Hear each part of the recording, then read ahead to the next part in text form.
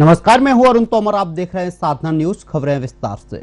सीहोर में साधना न्यूज ने कांग्रेस के जिला अध्यक्ष बलवीर सिंह तोमर से खास बातचीत की है, जहां उन्होंने विधानसभा चुनाव की तैयारियों को लेकर अहम जानकारी साझा की है।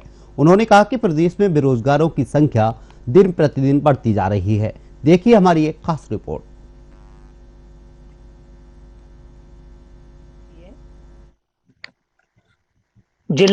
कांग्रेस जिला अध्यक्ष बलबीर तोमर सिंह जी के पास, जो सरल स्वभाव के धनी हैं, जानकारी लेते हैं शहर के विकास के बारे में, शहर में बढ़ रही बेरोजगारी के बारे में।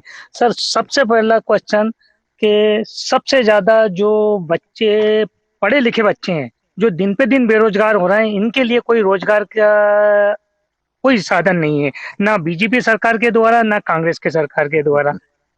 देखिए, कांग्रेस की सरकार तो अभी है नहीं। देश में और प्रदेश में और जिले में भारतीय जनता पार्टी की सरकार है। इस देश के अंदर जो युवा बेरोजगारों की स्थिति है, वही स्थिति इस प्रदेश में है और वही स्थिति इस जिले में माननीय मुख्यमंत्री जी के गृह जिले में है। रहा सवाल, आपने कहा कांग्रेस, तो कांग्रेस सरकार है कहाँ? कांग्रेस की सरकार थी तब मैं आपको बताना चाहता हूं कि सीहोर के निपानिया गांव में जाके देखना, पूरे गांव में हर एक घर से एक एक व्यक्ति शासकीय सेवा में है। मैं आपकी बात और काट रहा हूँ। कहीं ना कहीं विपक्ष मजबूत होना चाहिए, यानी मुद्दे के लिए। अगर यहाँ पर जो नए लोग अगर बेरोजगार हैं, तो विपक्ष इसका खुल के विरोध क्यों नहीं करता है? देखिए, विपक्ष खुल के विरोध कर रहा है, किंतु इस समय स्थिति जो है, आप देख रहे हैं अडानी के बारे में आज सिर्फ जो सोशल मीडिया के ऊपर वही बोल रहा है कि अडानी ये देश से भागने वाला है, किंतु मीडिया के किसी भी चैनल ने और प्रिंट मीडिया ने अडानी के बारे में बताया? आज राहुल गांधी जी की भारत जोड़ो यात्रा हुई, उस भारत जोड़ो यात्रा को जितना सोशल मीडिया ने उभारा है, जितना सोशल मीडिया ने लोगों की तरफ पहुंचाया है उस बात को, क्या प्रिंट मीडिया ने और इलेक्ट्रॉनिक मीडिया ने पहुंचाया?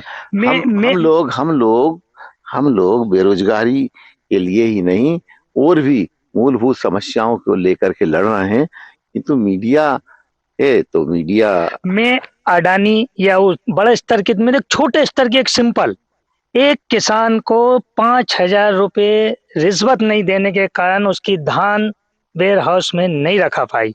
मीडिया के द्वारा उसको खबर भी बेहतरीन चलाई, एक नहीं कम से कम 8-10 चैनलों ने चला दी। लेकिन कहीं ना कहीं कांग्रेस का ऐसा कोई भी, चाहे छोटा नेता हो या कोई वरिष्ठ नेता हो। आपने कहा मीडिया ने मुद्दा उठाया, किसान की 5 क्विंटल धान नहीं तुल पाई। मुझे मालूम है मुकेश परमार ढाबला माता के, उनकी धान नहीं तुल पा रही है 5,000 रुपए के लिए, 5,000 रुपए के लिए रिश्वत की। अब देखिए, और मीडिया के उठाने के बाद भी कुछ नहीं किया गया। अभी कुछ दिन और देखे जाइएगा, अभी तो धान की बात थी। आप लोग भारतीय जनता पार्टी के साथ खड़े रहिएगा, भारतीय जनता पार्टी की सरकार के साथ, फिर इसके बाद तो आप भी चिल्लाते रहना, आपकी बात भी कोई नहीं सुनी जाएगी। अच्छा, ये बताइए, किसान की धान अब आप कांग्रेस के जिला अध्यक्ष हैं और सबसे बड़ी बात है दोबारा बने हुए हैं, तो क्या उस किसान की धान तुल पाएगी या नहीं? वो किसान मुझसे संपर्क करेगा तो उसके लिए बिल्कुल हम तुलवाएंगे। सर, अभी मात्र 15 दिन पहले आउटसोर्स कर्मचारी मध्य प्रदेश विद्युत मंडल, मतलब बिजली विभाग के सारे आउटसोर्स कर्मचारी ने अपने हक की लड़ाई के लिए, जो ठेकेदार के द्वारा पैसा बीच में खा लिया जाता है, उसके लिए उन्होंने हड़ताल करी। लेकिन उसमें भी कई लोगों को उन्होंने सिर्फ हड़ताल करने पे, अपने हक की लड़ाई लड़ने पे कई लोगों को हटा दिया गया।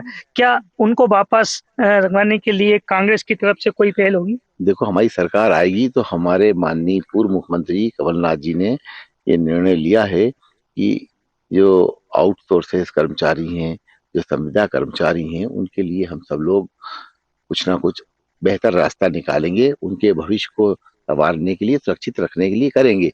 आपकी जानकारी के लिए बता रहा हूं मैं, ये शिक्षा कर्मी हो, चाहे पंचायत कर्मी हो, चाहे संविदा कर्मचारी हो, ये सब व्यवस्थाएं कांग्रेस के सरकार, कांग्रेस जब सरकार थी, माननीय दिग्विजय सिंह जी जब मुख्यमंत्री थी, तब की बनाई हुई व्यवस्था थी। क्योंकि तब नियुक्तियों पे जब रोक लगी हुई थी, तब कांग्रेस ने शिक्षा कर्मियों की, पंचायत कर्मियों की, संविदा कर्मियों की, इनकी एक व्यवस्था बना करके जो भर्ती की गई थी, वो रोजगार देने की दिशा का एक बहुत सराहनीय कदम था।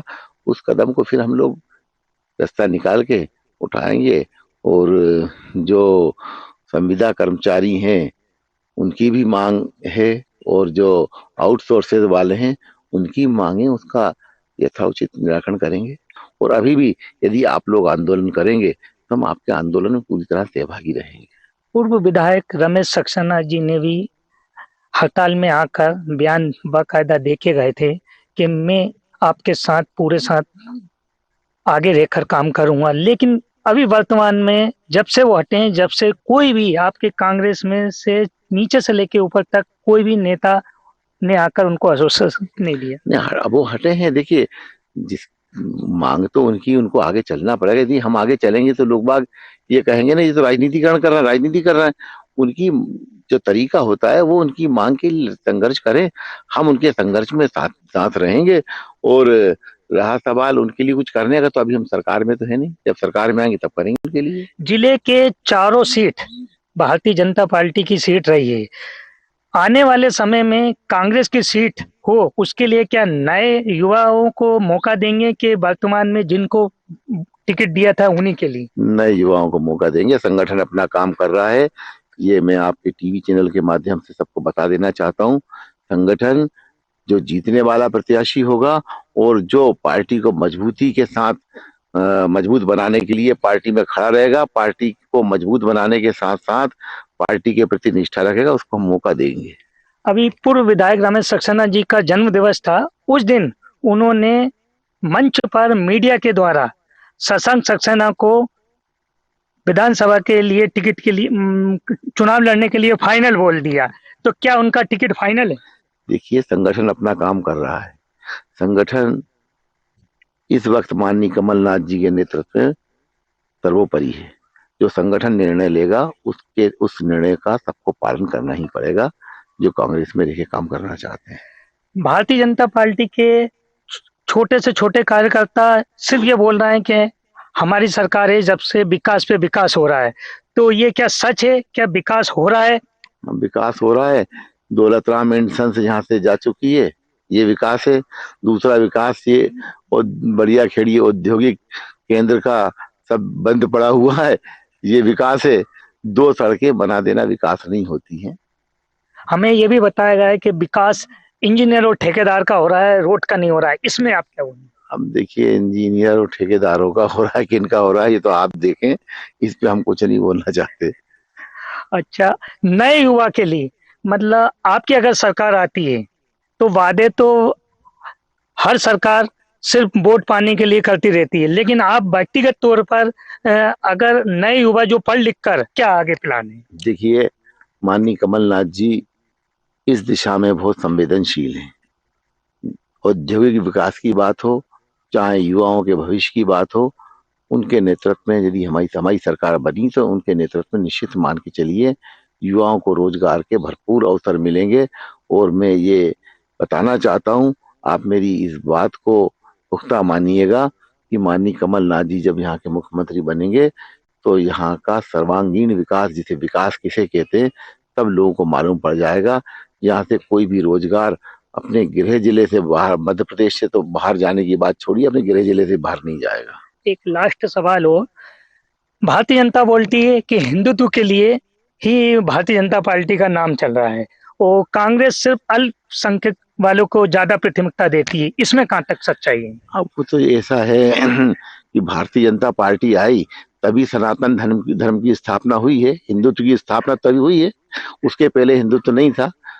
बस यही कहना चाहूंगा कि उन्होंने जो भारतीय जनता पार्टी की सरकार बनी तब सनातन धर्म और हिंदुत्व की स्थापना हुई है, और जब तक वो रहेगी तभी तक सनातन धर्म और हिंदुत्व रहेगा। अच्छा, प्रधानमंत्री नरेंद्र मोदी जी की कार्यशैली से आप खुश हैं या नहीं? देखिए, प्रधानमंत्री जी की कार्यशैली से इस समय तो कोई भी खुश नहीं रहना चाहिए।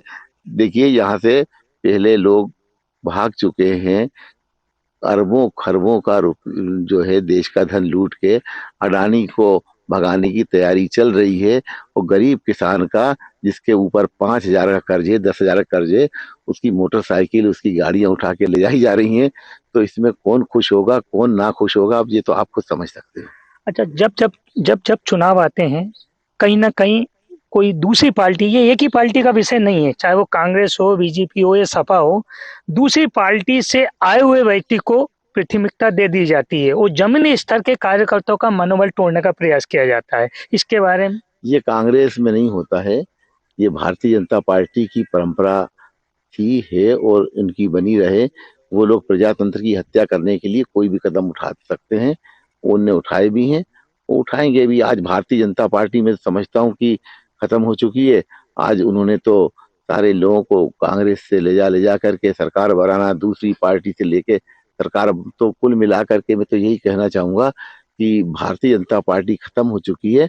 वो तो एक सरकार बनाओ, और सरकार बनाने के लिए अवसरवादी लोगों को इकट्ठा करो, कहाँ से इकट्ठा करेंगे और उनको इकट्ठा करके सरकार बनाने वाली पार्टी बननी है।